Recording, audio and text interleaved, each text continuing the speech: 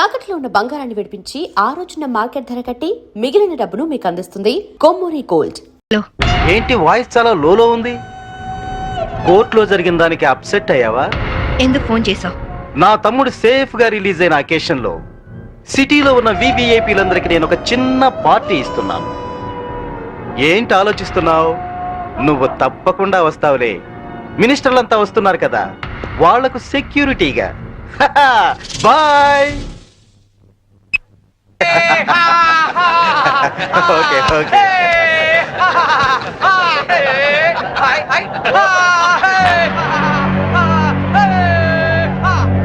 రామ్మా శాంపవి, నమస్తే.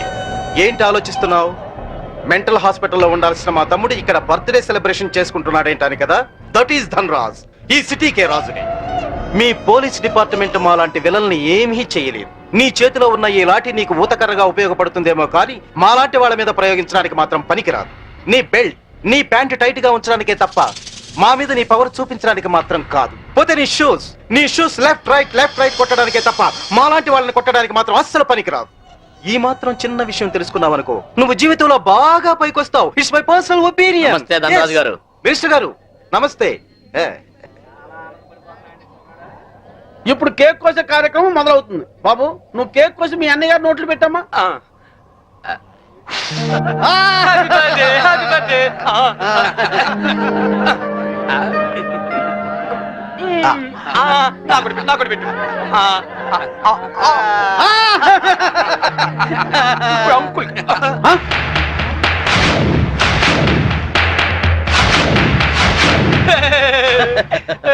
మీరేం ఫీల్ అవ్వద్దండి, పాపం పిచ్చోడు కదా.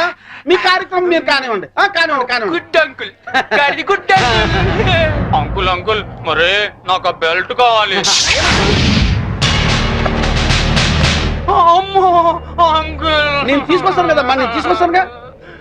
కూల్ డౌన్ అమ్మా సాంబి, కూల్ డౌన్. అసలే బర్త్డే బాబు, అందులోనూ పిచ్చోడు. కొంచెం బెల్ట్ అమ్మా.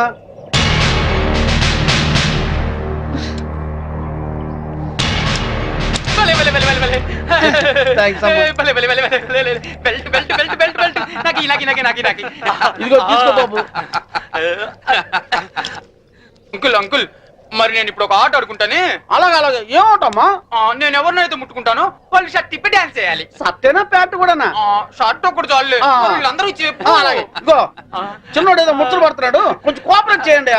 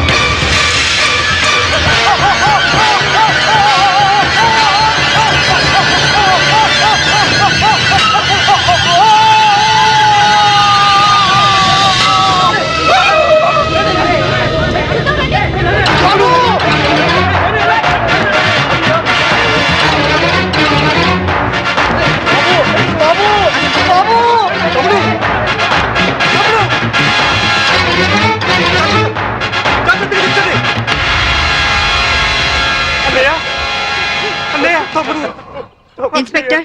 yes madam. పిచ్చి ముదిరి పైనుంచి కింద దూకి చచ్చాడని ఎఫ్ఐఆర్ రాసుకోండి. Okay madam. దానికి సాక్ష్యం ఈ మినిస్టరే.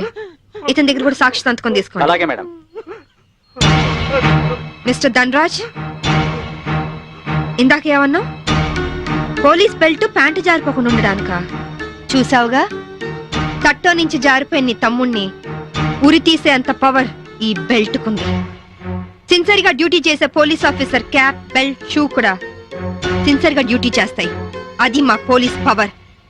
Mind it. విజిలెన్స్ ఆఫీసర్ భార్యను చంపినందుకు నీ తమ్ముడు చచ్చాడు. విజిలెన్స్ ఆఫీసర్ నువ్వే చంపావని కేసు రీఓపెన్ చేస్తున్నాను. Count your days, count your days. తమ్ముడు, మీ తమ్ముడు గారు చనిపోతే మీరు దండలేసుకున్నారేంటి బాబు గారు?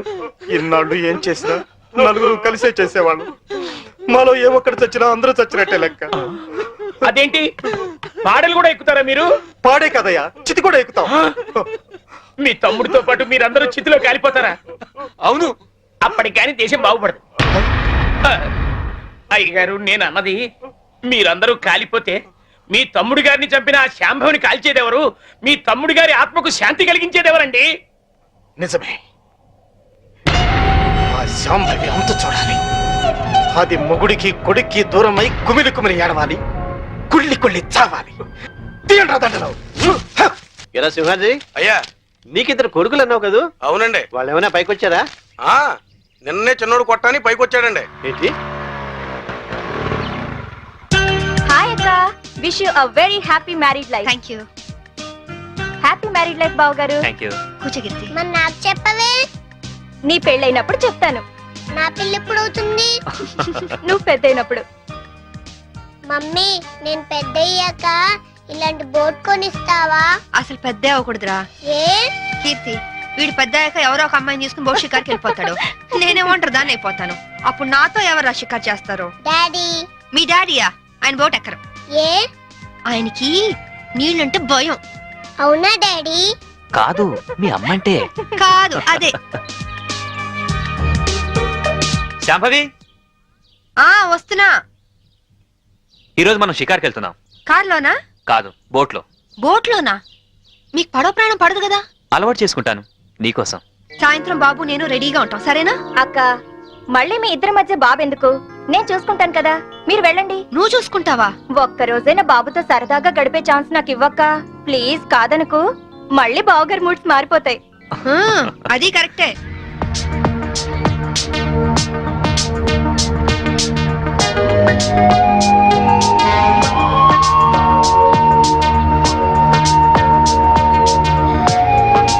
చీరలా ఉంది. నువ్వు ఏది కట్టుకున్నా అందంగానే ఉంటావు శాంభవి. అందుకేగా మిమ్మల్ని కట్టుకున్నాను.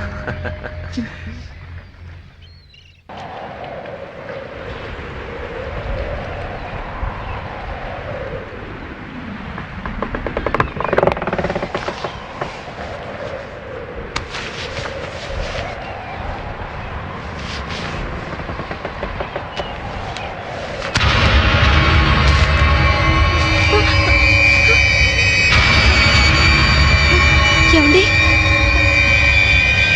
ఏమండి? ఏమండి? ఏమండి?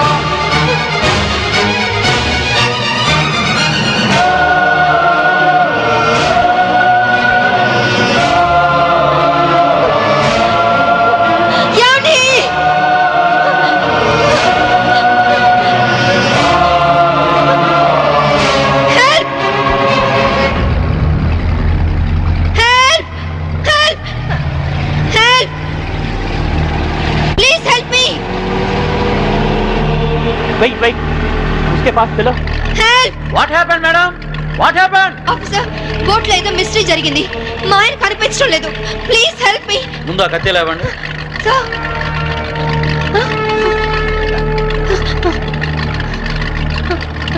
ఈ బ్లడ్ కత్తి ఎలా వచ్చిందో నాకు తెలియదు సార్. రాత్రి మా ఆయన పక్కనే ఉన్నారు. Something is wrong. Okay, we will investigate.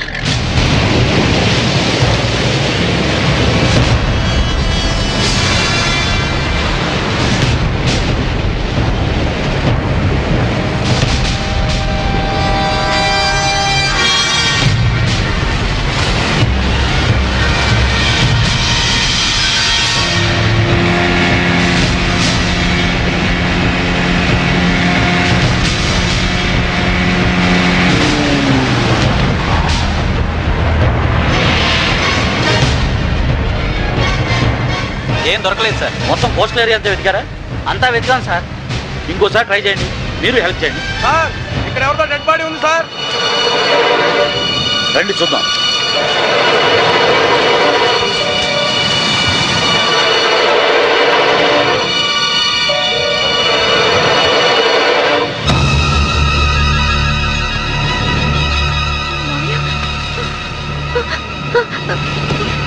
మావయ్య,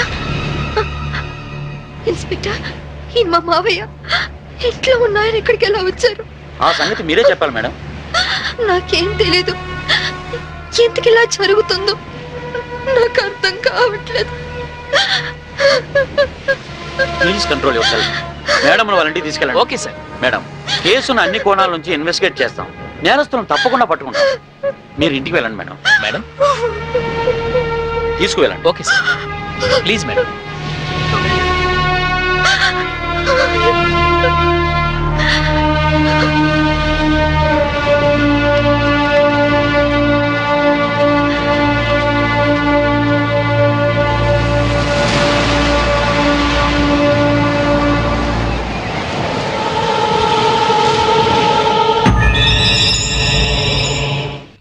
మమ్మీ ఏడవకు మమ్మీ. మమ్మీ ఏడవకు మమ్మీ. మమ్మీ ఏడవకు మమ్మీ. మమ్మీ డాడీ వచ్చారు. డాడీ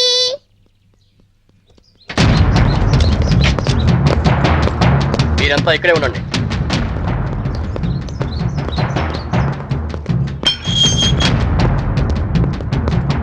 మేడం, మీ భర్త అఫీషియల్ గా చనిపోయినట్టు డిక్లేర్ అయింది. అంతే కదమ్మా, మీ ఆయన్ని మామయ్యని చంపింది నువ్వేనని సాక్ష్యాధారాలను బట్టి నిన్నే ప్రథమ ముద్దాయిగా నిర్ధారించారు. యాంటిసిపేటరీ బెయిల్ కూడా అవకాశం లేకుండా పోయింది. నువ్వే మరీ అవకమ్మా, నేను చూసుకుంటాను.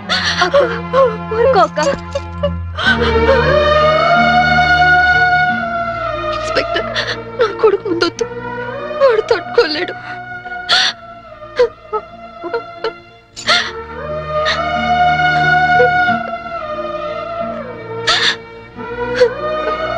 కీర్తి, వాడితో ఒక్కరోజైనా గడిపే అవకాశం ఇవ్వని అడిగా.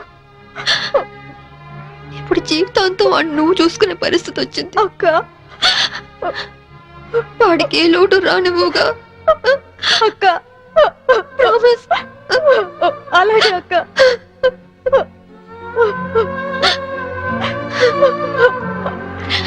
అక్క,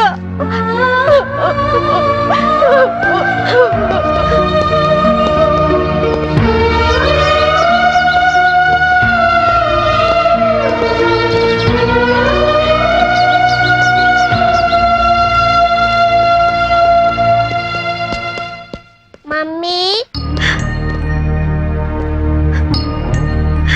ఎక్కడికి వెళ్తున్నావు మమ్మీ?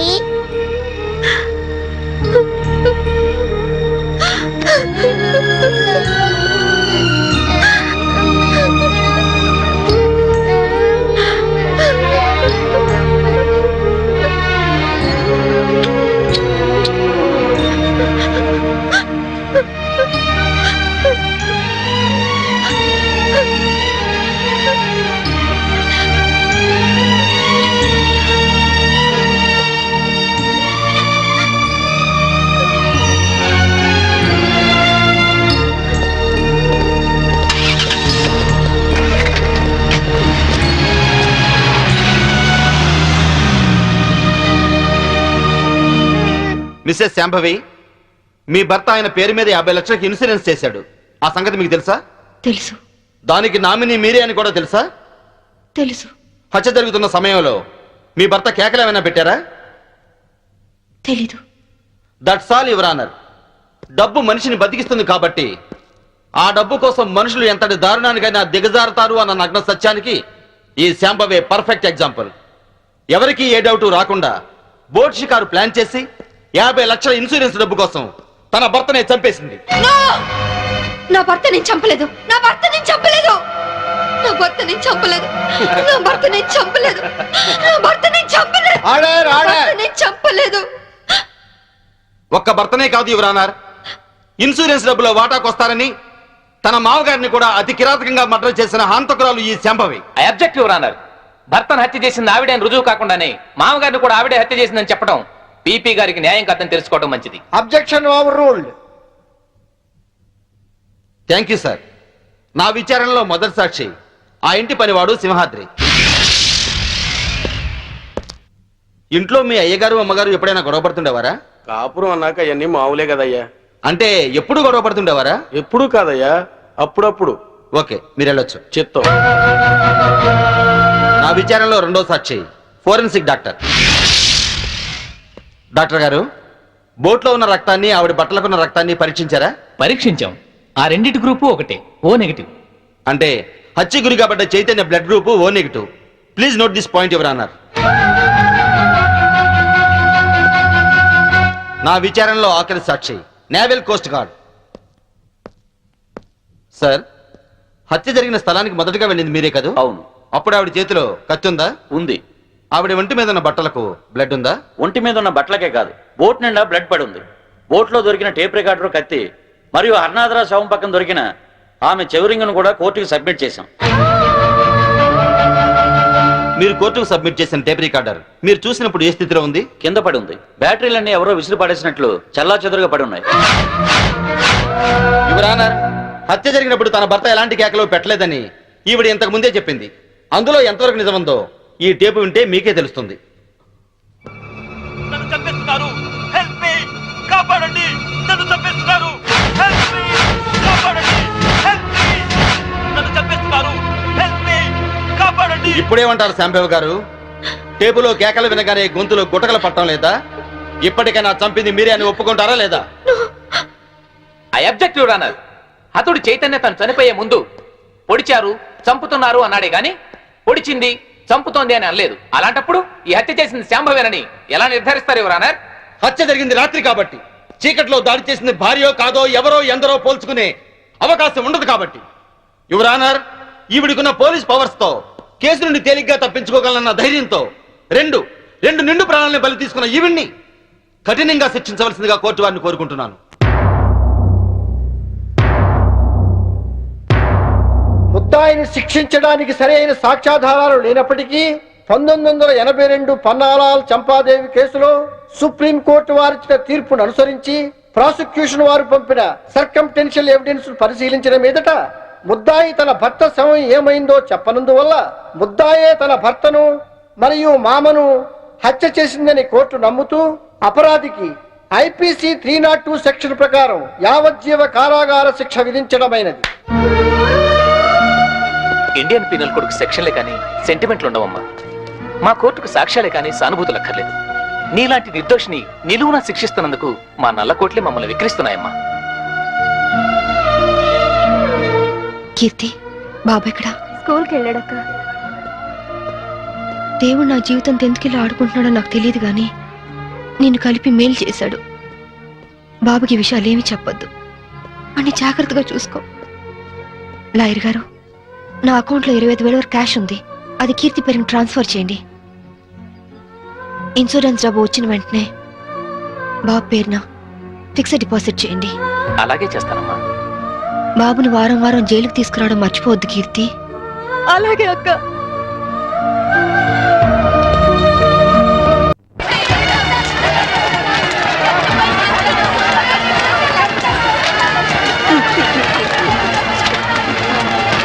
చెల్లికని 4 లక్షలు డిపాజిట్ చేశాను. నువ్వు చచ్చిపోయినా కానీ 4 రూపాయలు కూడా తిరిగి రావే.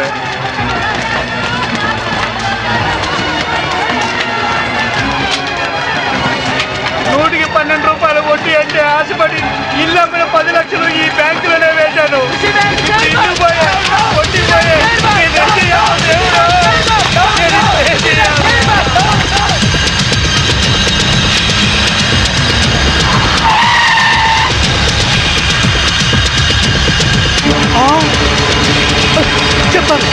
చెప్తాను నన్ను చేయదు.